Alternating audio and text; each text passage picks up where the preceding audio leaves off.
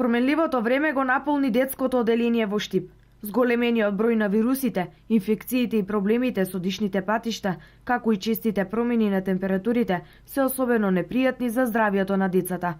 Ова се едни од причините да се наполни детското оделение. Се јавуваат зголемен број на дечиња во амбулантата на детското оделение, а исто така и на хоспитализирани на детското оделение. Најчесто децата кои доаѓаат на нашето оделение се со податок дека претходно недела дена или десетина дена биле со некаква вирусна инфекција, со некаква обична настинка, која се манифестира со покачена температура или без температура, со течење на носето и лесно подкашлување.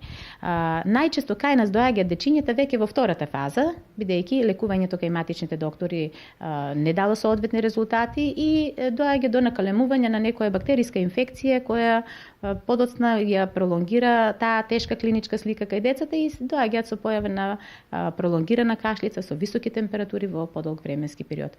Кај тие деца се сретнуваме со воспаление на белите дробови, односно бронхопнеумонија или бронхити и најчесто завршуваат на детското оделение со хоспитализација. Викендов, за време на празничните денови и во ноќните часови, најмногу се зголемува бројот на деца кои доаѓаат на детското оделение со вирусни заболувања. А како главна причина за зголемување на бројката е мешањето на здравите деца со болните.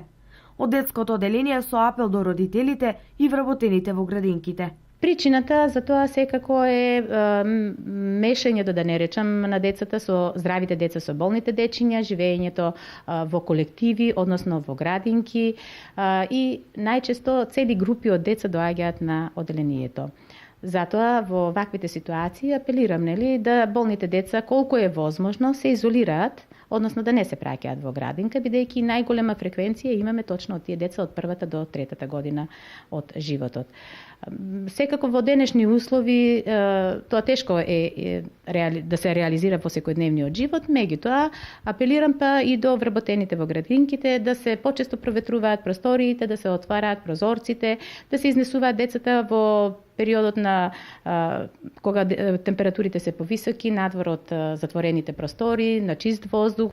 За сега се хоспитализирани 25 деца, најчесто од 1 до 3 години. Како превентива и заштита, педиатрите препорачуваат децата да конзумираат храна која е богата со витамини, да е свежа и соодветно припремена спрема возраста на детето.